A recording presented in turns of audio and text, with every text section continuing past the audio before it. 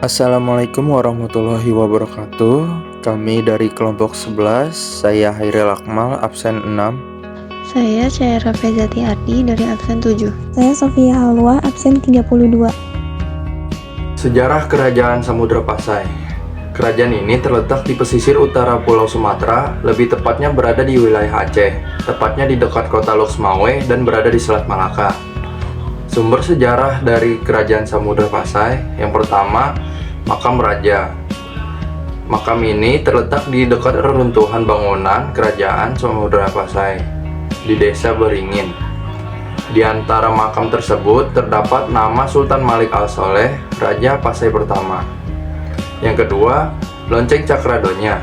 Diperkirakan dibuat pada tahun 1409 Masehi. Diduga lonceng ini merupakan hadiah dari Kekaisaran Cina kepada Sultan Samudra Pasai. Lonceng Cakradonya dengan memiliki tinggi 125 cm dan lebar 75 cm, berupa mahkota besi berbentuk stupa. Yang ketiga adalah dirham, merupakan alat pembayaran pada masa Kerajaan Samudra Pasai yang terbuat dari emas, pertama kali dikeluarkan pada masa pemerintahan Sultan Malik Al-Zahir. Yang keempat adalah gerabah lokal keramik asing yang terbuat dari logam. Ini menandakan adanya aktivitas perdagangan yang terjadi pada masa Kerajaan Samudra Pasai. Tidak hanya dari kalangan masyarakat kerajaan, namun aktivitas perdagangan ini juga disinyalir terjalin dengan pedagang dari berbagai negara. Jadi ada 7 sumber sejarah yang akan saya jelaskan. Yang pertama itu ada berita Marco Polo yang singgah di daerah Samudra Pasai pada tahun 1292 Masehi.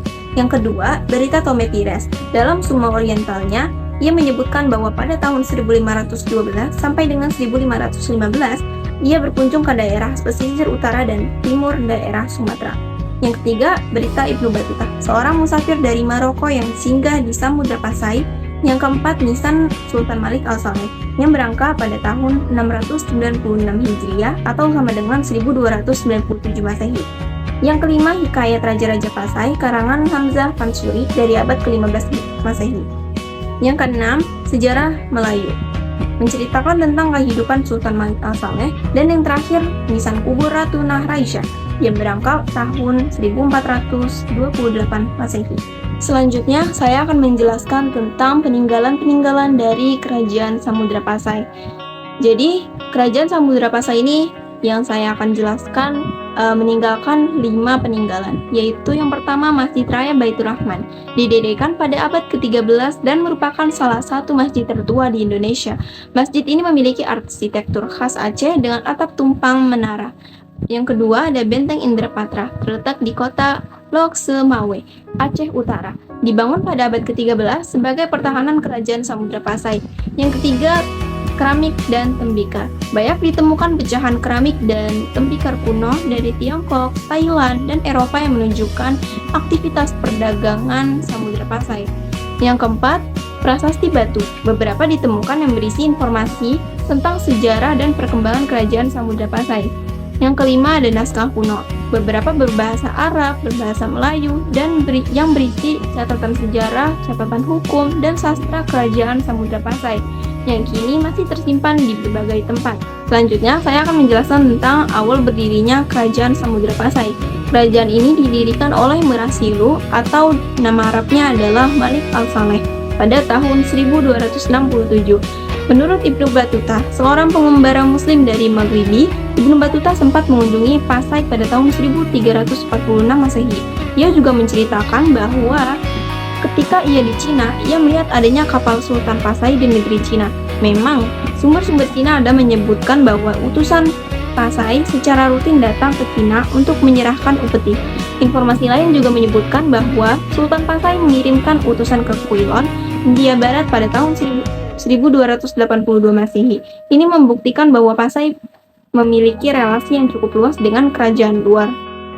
Menurut catatan Marco Polo, ia menghabiskan waktu 5 bulan di wilayah kerajaan Pasai. Pada waktu tersebut, Marco Polo sempat singgah di beberapa daerah seperti Barus dan Perlak. Selain itu, dia juga membuat catatan mengenai kanibalisme kelompok masyarakat tertentu pada masa itu, serta produk kapur barus yang sangat terkenal. Selanjutnya, saya akan menyebutkan raja-raja yang pernah berkuasa pada kerajaan Samudra Pasai. Pendirinya adalah Merah Silu atau dengan nama Arabnya Malik Al-Saleh.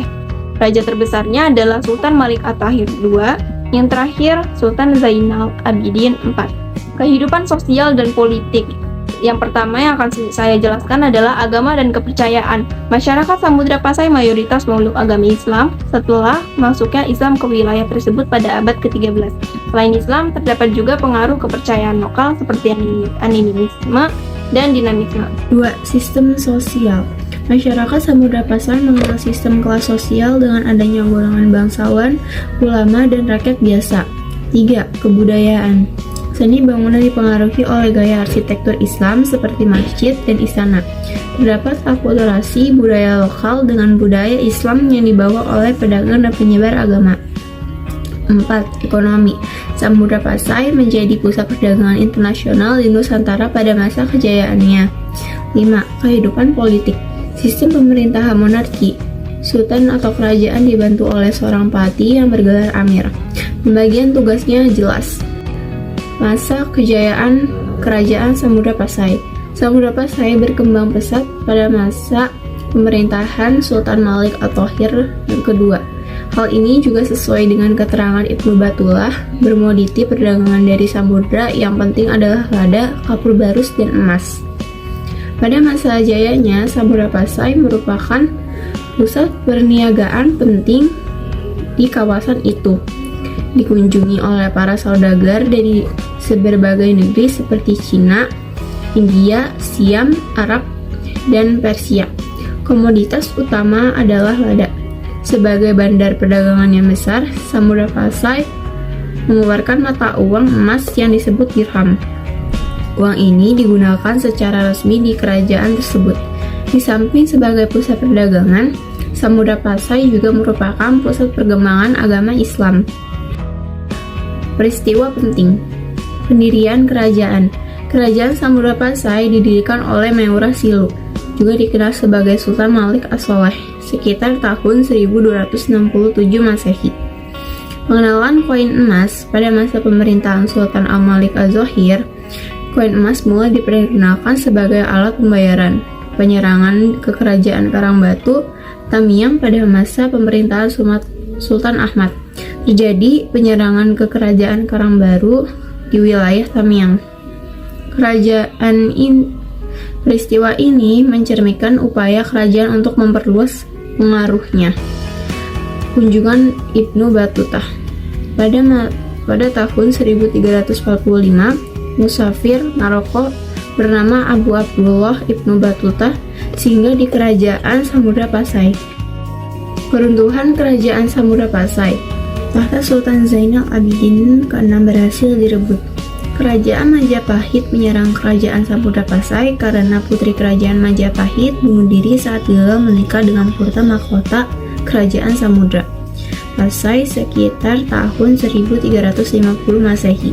Akhirnya runtuh setelah ditaklukkan oleh Portugal pada tahun 1521 yang sebelumnya sudah menaklukkan Malaka pada tahun 1511.